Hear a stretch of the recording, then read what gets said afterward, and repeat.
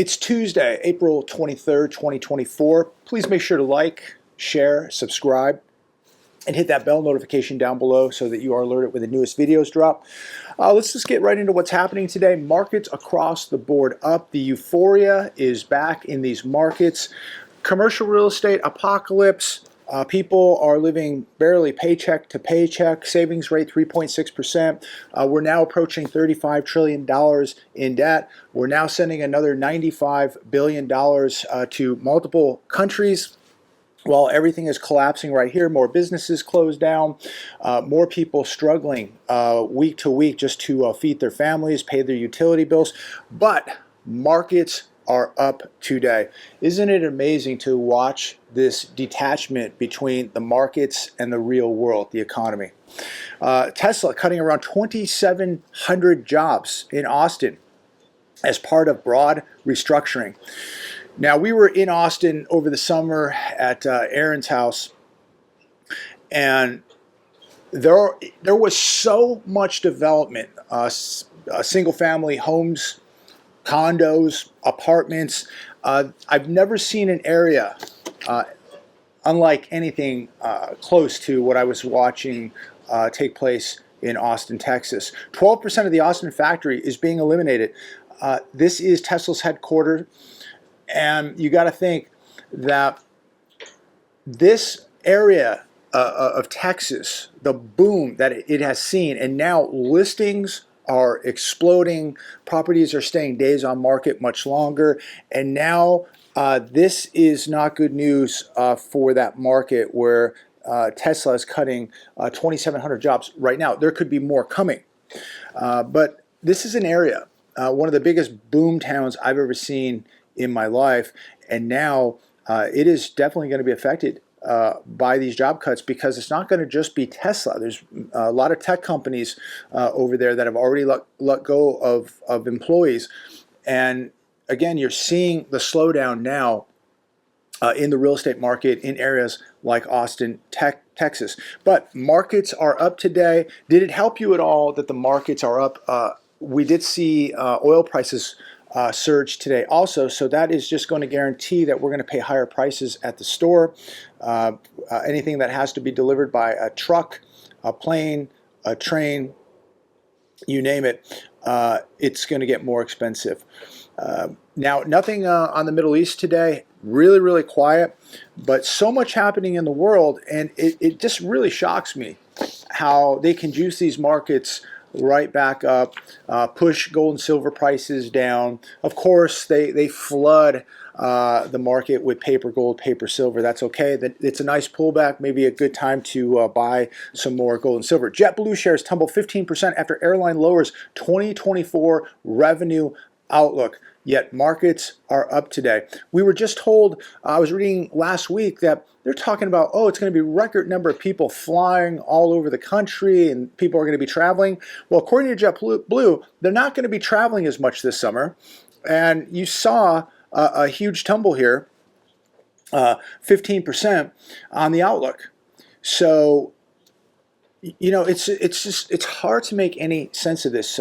There's no fundamentals to these markets. 1 week they're telling you, it's going to be a record-breaking traveler's dream this summer, and now JetBlue comes out with a very negative 2024 revenue outlook. So not a good sign. I don't see this being a record breaker. I can tell you, just having a Coachella out here over the weekend, I was down the I-10 freeway multiple times on Monday when most people go back home, and I never got stuck in any traffic, and that is a first. Usually it's bumper to bumper to bumper, and for 2 weeks in a row, multiple times a day down Interstate 10, no traffic whatsoever. NPR, Clothing Store Express, a mall favorite, has filed for bankruptcy. Markets up today. Markets up. This once a mall favorite, and most malls have an express store, or did. They're going to close 95 stores. They're also going to close, according to this article, all 10 Up West stores. This is, to me, another nail in the coffin for malls across America, because this is pretty close to being an anchor store. And these are pretty large stores in the mall, and you lose one of these, this is definitely going to hurt your bottom line. So again, another reflection of what's happening in the U.S. economy. People are not spending, they're not shopping like they used to. Now they have big decisions to make. Do they feed their families, or do they go to the mall and shop? People are ordering less online. People are going to malls a lot less. They're buying what they need, not what they want at this point. But look, this is going to be more vacancies and a lot more people losing their jobs, and this will have a huge impact on malls. The hedge, the president's America. 40% of renters think they'll never own a home, up 27% from last year. Market's up today. This is such a huge disconnect. What we're watching today on the television and watching everything in the green, yet you have 40% of renters thinking that they'll never own a home, up 27% from last year. How can this be a positive economic indicator right here? It is not. It's completely negative. And it just, again, it just exposes this disconnect that we have between reality and the euphoria that we call the stock market. Here's another one. Home buyer payment hits record high as mortgage rates climb back above 7% for the first time in 2024. Median monthly payment, $2,775. That is up 11% from last year.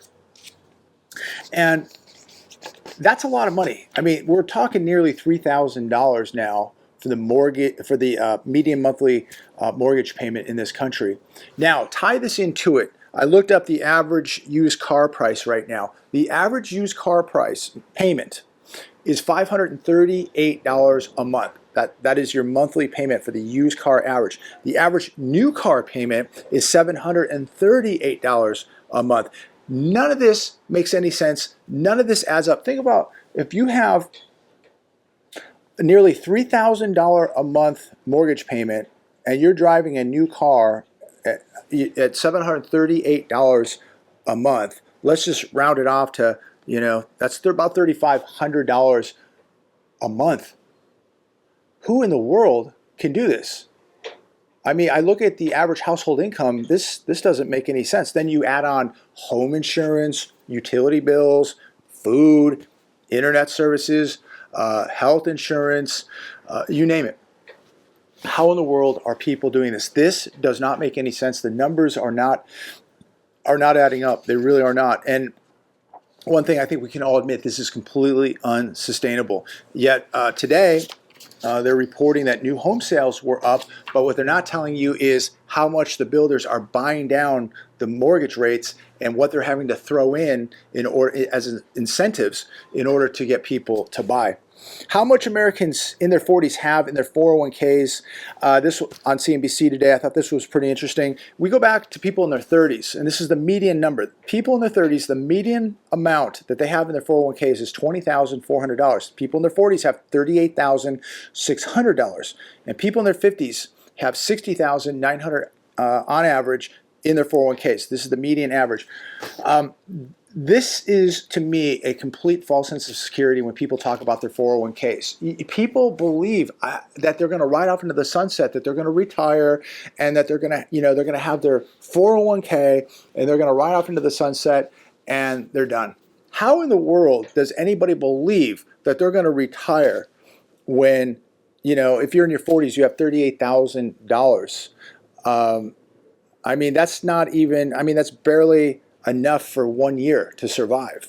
If you're in your 50s, you have almost $61,000. How long could you live on $60,000? I mean, if you don't have a lot of expenses, maybe your house is paid off, your vehicles are paid off, you would be okay for, a year or two, maybe 3 if you really ran lean. But I mean, this is a complete scam.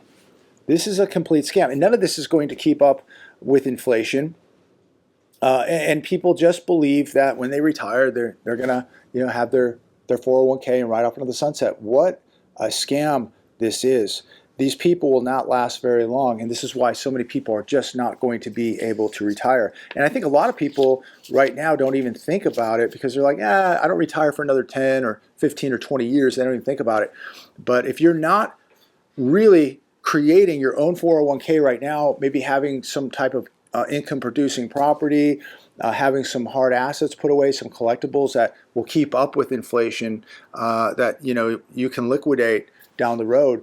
I just don't. I don't see how people are going to do this with a 401k. I really don't. And I know a lot of people are, I'm sure, very, very dependent on the stock market, that it's going to go up forever and that they're going to ride off into the sunset in 5 or 10 years. But they don't understand, when this thing crashes, it will take over a decade at least for this thing to come back and rebound.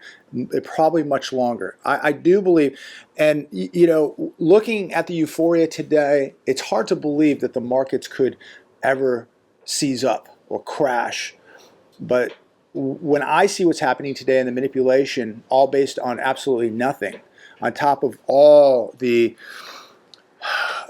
problems out there globally, geopolitically, financially, debt, the deficits, we have massive problems here. And people are just ignoring it because they look at the stock market and they believe everything is okay. The stock market is by far no barometer of the U.S. economy, that is for sure. And if you're making decisions based off of the stock market, I think you're very, very vulnerable to lose a lot of money. I would be very, very careful, because this is the most manipulated thing on planet Earth, is the stock market, in my opinion. The reality is, we've never seen deficits this bad. We've never seen the debt this bad. We've never seen so much division in this country to this point. And just what's happening across the world with wars and the possibility of even more wars. It's outrageous to think that this thing is not going to collapse. It's where we're at right now is completely unsustainable. It's all been propped up with massive amounts of debt. And I know a lot of people believe that it never has to be paid back, but it does. And now you're beginning to see a lot of people figure it out because they have no money. And they're figuring it out that their 401k is pretty much not going to last more than a year. They're figuring out every time they go to the store that their purchasing power continues to dissolve right before their very eyes. And many people just feel unsafe even going out now because things are getting so dangerous. Just like this article today from the Daily Mail, outrage as Columbia president cancels all in-person classes until the end of the semester after losing grip of anti-Israel mob. Staff members also, this is very interesting, walked out because the NYPD showed up on campus to get things under control, and they did not like the police being on campus. I looked up the costs, what it costs per year to go to Columbia, $86,000 per year if you don't have aid. Could you imagine paying $86,000 a year and then fearing for your life? I just never realized there was so much hate in America. And I was watching some of the riot last night in New York, where protesters were getting in physical altercations with NYPD, throwing bottles, throwing chairs, pushing, shoving. I can't even believe sometimes that this is America. When I turn on the TV and see what's happening, or when I go into Los Angeles, or last week, Sid and I in San Bernardino and Riverside County, I can't believe this is America at times. And watching what was happening last night, watching this outrageous behavior at Columbia University and how it's being handled, it is horrifying. It really is horrifying. Completely lawless. I mean,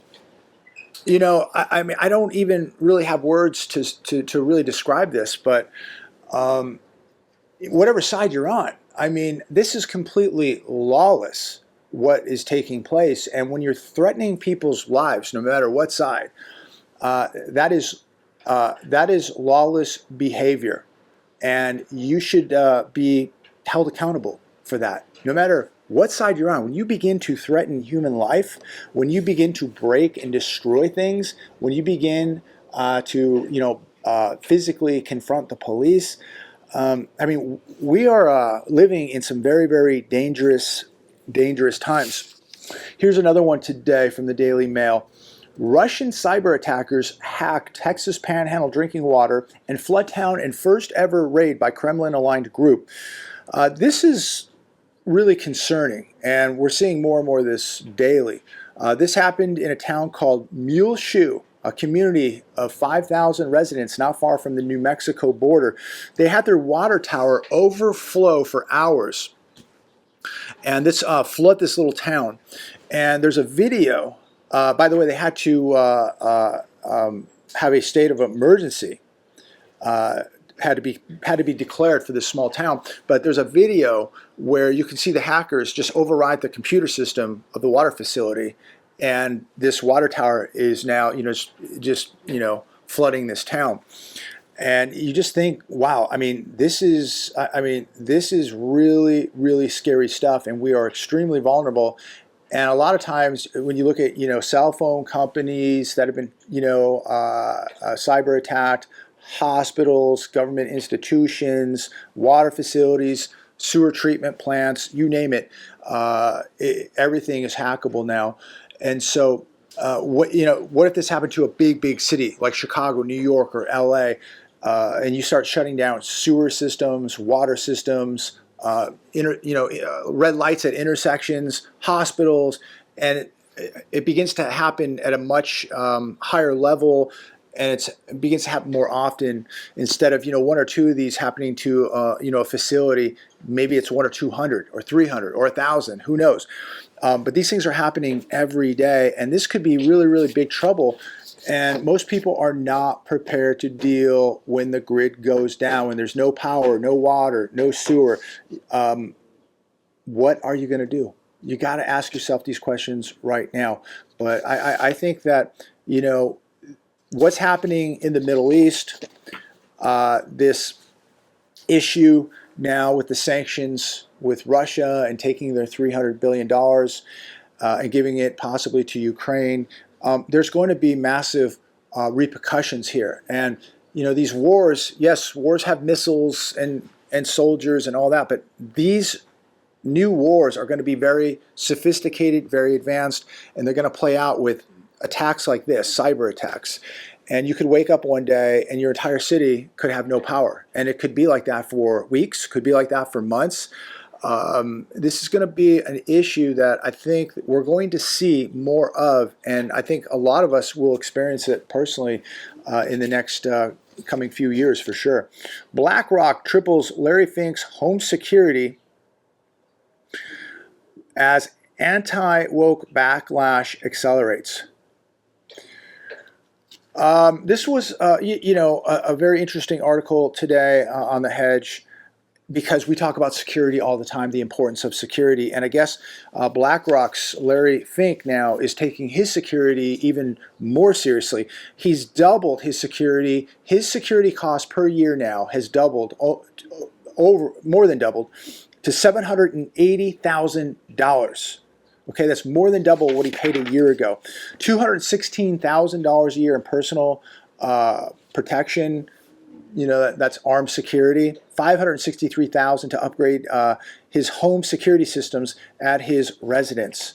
So you got to think, if Larry Fink is getting worried and he's got armed protection and he's got the most advanced security systems on his properties, probably dogs also, why are you not working on your security? If Larry Fink is working on his security, he knows what's up.